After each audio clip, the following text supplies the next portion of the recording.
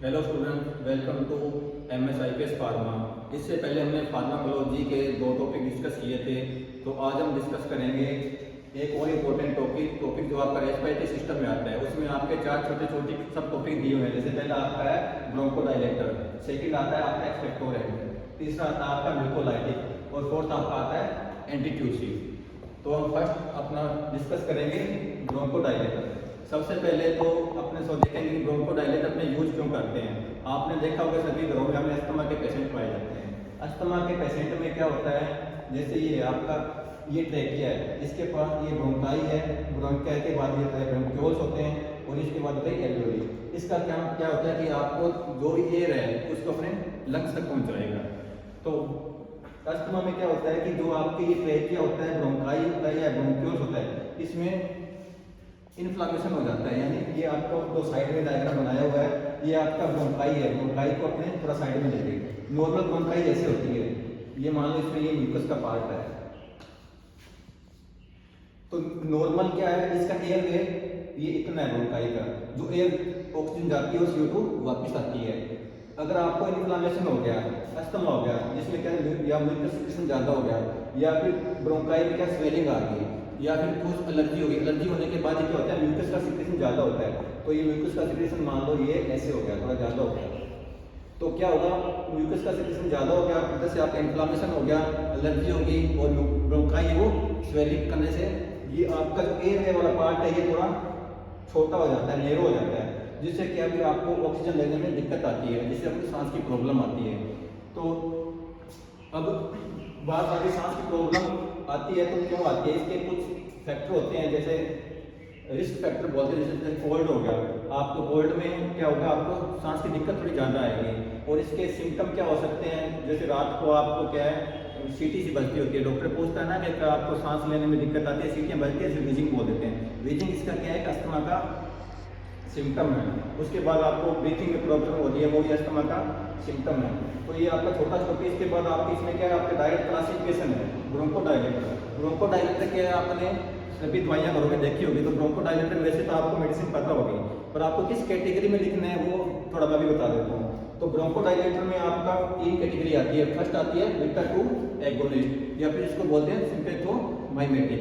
तो ये आपने वर्ड याद रखना है, बीटा 2 एगोनिस्ट, या फिर इसका सेकंड वर्ड होता है सिम्पेथोमाइमेटिक। अगर आपको ऐसे क्वेश्चन आ जाए सिम्पेथोमाइमेटिक के 2 एग्जांपल लिखे, तो आपने ये लिखना है। बीटा 2 एगोनिस्ट में आपकी आती है साल्बुटामोल और टर्बुटालिन। साल्बुटामोल और टर्बुटालिन आपने बहुत बार देखा होगा, खांसी में भी यूज होती है, मेडिसिन देते हैं, अस्थमा वाले पेशेंट को भी देते हैं। तो ये क्या करते हैं, साल्बुटामोल क्या करता है, जो आपकी ये ब्रोंकाई है इसमें जो है नेरो हो गया, तो इसको क्या डायलेट कर देगी, ब्रोंकाई को डायलेट कर देगी। क्या होगा, जब तक रास्ता ज़्यादा मिल जाएगा, रास्ता ज़्यादा मिलेगा तो क्या ऑक्सीजन आसानी से आ जाएगी, तो अपने ब्रीथिंग की प्रॉब्लम अपनी सॉल्व हो जाएगी।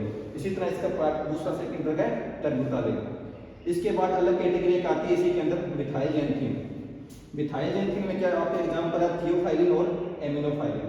थियोफाइलिन, एमिनोफाइलिन या फिर डॉक्सीफाइलिन भी आती है, ये आपने मेडिसिन देखी होगी। तो आपने थियोफाइलिन को लिखना है मिथाइलजेंथिन कैटेगरी के अंदर। और थर्ड इसमें अंदर आती है एंटीकोलिनर्जिक ड्रग। एंटीकोलिनर्जिक ड्रग का आपका एग्जांपल है इप्राट्रोपियम ब्रोमाइड। अगर आपका क्लासिफिकेशन आता है तो आपने सिंपल लिखना है, 3 टाइप का होता है। फर्स्ट तो बीटा 2 एगोनिस्ट, जिसमें आपने साल्बुटामोल टर्बुटालिन लिख देनी है। इसके बाद मिथाइलजेंथिन आता है, मिथाइलजेंथिन आपने थियोफाइलिन या एमिनोफाइलिन लिख देनी है। इसके बाद आपका आएगा कोलिनर्जिक ड्रग। एंटीकोलिनर्जिक ड्रग में क्या होता है, इप्राट्रोपियम ब्रोमाइड आपने एक एग्जांपल लिखना है। अब इसका मैकेनिज्म की बात करें तो मैकेनिज्म आपने बहुत सिंपल याद रखना है, ज़्यादा बड़ा याद नहीं रखना। ये है एटीपी। एटीपी क्या करती है, एटीपी कन्वर्ट होती है सीएमपी के अंदर। एटीपी सीएमपी के अंदर कन्वर्ट होगी और सीएमपी क्या करेगा, ब्रोंकोडायलेटर का काम करेगा। अगर आपका सीएमपी कम है तो ब्रोंको कंस्ट्रक्शन हो जाएगी, यानी ये ब्रोंको इतनी बड़ी आपकी क्या ब्रोंकाई है, तो ये क्या होगी, स्वेलिंग होगी, इतनी हो जाएगी। अगर इतनी हो जाएगी तो वही बात है कि आपको एयर में प्रॉब्लम आएगी, एयर वे आपका नेरो हो जाएगा। अभी क्या हो गया, ये बीटा 2 एगोनिस्ट है, यानी ये प्लस का निशान लगा देना आपने, ये बीटा 2 एगोनिस्ट लिख देना है। या फिर इसमें आप साल्बुटामोल है तो यहाँ पे लिख देना आपने साल्बुटामोल। साल्बुटामोल क्या करेगा, एटीपी से सीएमपी को बढ़ाने की बात बढ़ा देगा ज़्यादा, यानी इसको इनहांस कर देगा। तो इसके बाद में सीएमपी ज़्यादा बढ़ेगा तो आपकी ब्रोंकाई डायलेट हो जाएगी। ब्रोंकाई डायलेट हो जाएगी तो आपको आप ब्रीथिंग की प्रॉब्लम वो आपकी सॉल्व हो जाएगी। ये सिंपल सा इसका एग्जांपल है। इसके बाद अगर आपको मैकेनिज्म आता है सेकंड कैटेगरी का, थियोफाइलिन का। थियोफाइलिन क्या करता है, जैसे एटीपी सीएमपी बनता है, सीएमपी आगे क्या है, पीडी एंजाइम है, फॉस्फोडाइएस्टर एंजाइम, इसकी प्रेजेंस से आगे ब्रेक डाउन हो जाता है। तो ये क्या करेगा, इसको इनहिबिट कर देगा। आपका पीडी नहीं बनेगा तो ऑटोमेटिक सीएमपी की मात्रा ज़्यादा हो जाएगी। अगर सीएमपी बढ़ गया तो आपका क्या, ब्रोंकाई डायलेट हो जाएगी। ये सिंपल सा मैकेनिज्म आपने, अगर मैकेनिज्म आए तो आपने ये बना देना है। साल्बुटामोल का आए तो स्पेशल साल्बुटामोल के नाम से भी आपको क्वेश्चन आ सकता है, या स्पिरिट एगोनिस्ट के नाम से भी आ सकता है, या फिर ब्रोंकोडायलेटर के नाम से भी आ सकता है। मैकेनिज्म आपने इतना बना देना है। अगर थियोफाइलिन का आता है तो आपको नीचे वाला और बना देना है। ये साथ में ये बनानी है, कैटेगरी याद रख लेनी है। ये आपका एक तरह से टॉपिक है। इसके बाद आपका सेकंड इसी में टॉपिक है एक्सपेक्टोरेंट। एक्सपेक्टोरेंट आपने जो आपकी वेट कप होती है, जो गिल्ली खांसी होती है, जिसमें अपने को म्यूकस आता है, स्पूटम बाहर आता है, उसको अपने वेट कप बोलते हैं, उसमें अपने एक्सपेक्टोरेंट यूज करते हैं।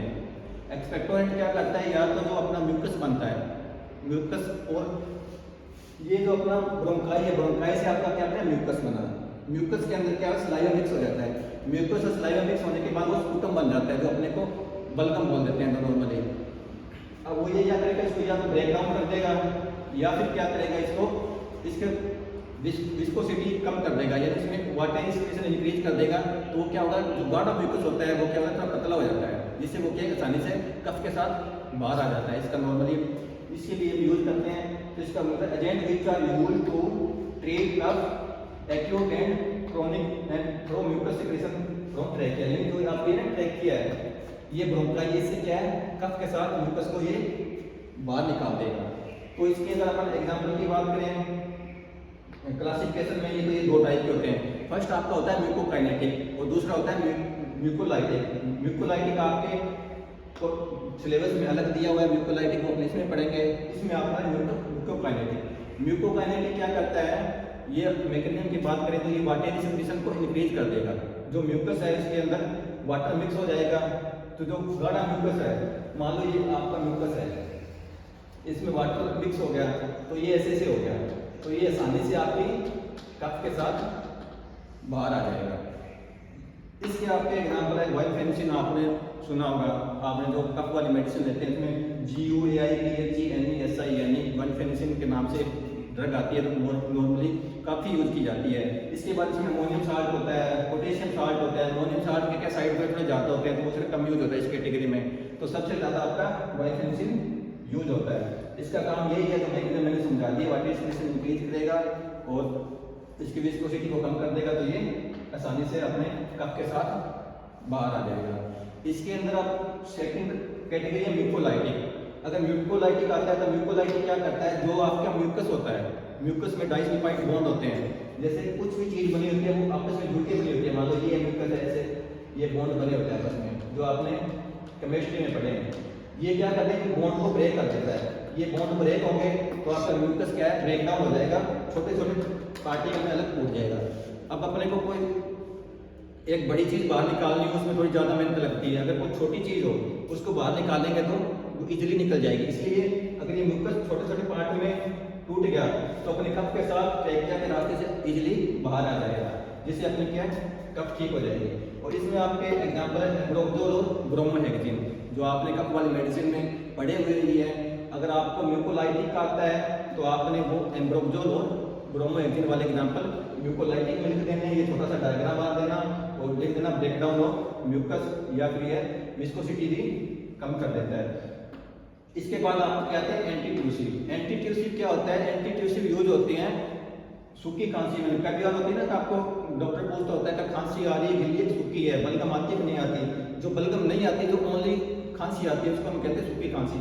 उसके अंदर जो एजेंट होते हैं जो यूज करते हैं, टॉनिक होगी, ड्राई कफ होती है जिसमें म्यूकस नहीं आता, उसको ट्रीट करने के लिए काम आती है। इसके अपने एग्जाम्पल होते हैं जैसे डेक्स्ट्रोमेथोफेन, क्लोरमकोडीन हो गया, क्लोरमफेनिकोल हो गया, जो आपने सूखी खांसी में अपने यूज करते हैं, अपने घरों में भी पाए जाते हैं। तो अगर इसमें आते हैं तो आपने एग्जाम्पल नॉर्मली 3 क्लासिकल लिखना है, डेक्स्ट्रोमेथोफेन, कोडीन और क्लोरमफेनिकोल। अगर इसके मैकेनिज्म की बात आए, अगर बात हो इसका आपका लिख दो मैकेनिज्म क्या है। मैकेनिज्म क्या है, आप क्या लिखोगे, ये क्या करते हैं, ब्रेन के अंदर कफ सेंटर होता है, कफ सेंटर, ये क्या करेंगे, कफ सेंटर को सप्रेस कर देंगे, कफ सेंटर को सप्रेस कर देंगे। अगर कफ सेंटर सप्रेस हो गया तो वो अपने सिग्नल नहीं पहुंचा पाएगा कि कफ करो, तो अपने को कफ नहीं आएगी। ये सारा हाइपोथैलेमस में होता है। हाइपोथैलेमस ब्रेन के अंदर पार्ट है, उसमें कफ सेंटर होता है। कफ सेंटर में ये गैस को सप्रेस कर देंगे जिससे एक आपको खांसी नहीं आएगी। तो ये इसका नॉर्मल मैकेनिज्म। कई बार आपको पूछा जाता है, यूज पूछ लेते हैं, जैसे क्या साल्ब्यूटामोल का यूज बताओ, उसका मैकेनिज्म यूज ऑफ साल्ब्यूटामोल। तो आपने मैकेनिज्म में आपने क्या लिख देना है, इसका ये मैकेनिज्म लिख देना है। यूज में आप क्या लिख दोगे, ब्रोंकोडायलेटर या अस्थमा में यूज होता है। इसी तरह आपका अगर आता है कोई कैटेगरी, मान लो गुआनफेनिसिन आ गया, एम्ब्रोक्सोल आ गया, ट्रिबुटालिन आ गया। अगर इसका यूज पूछ लेते हैं स्पेशल, तो यूज में आपने एक्सपेक्टोरेंट, अगर इसका आ गया तो ड्राई कफ लिख दोगे। अगर इधर आ गया तो ड्राई कफ लिख देना है। अगर इधर आता है प्रोटीन क्लोरोफेनिकुलर एक्ट्रोमेथोफन का यूज आता है तो आपने इसका वेट कप लिखना है, इसका ड्राई कप लिखना है, इसमें ड्राई कप लिख दोगे। तो नॉर्मली आपने यूज लिख देने हैं। अगर आपने स्क्रीनशॉट लेना है तो अभी 1 मिनट का टाइम है, स्क्रीनशॉट ले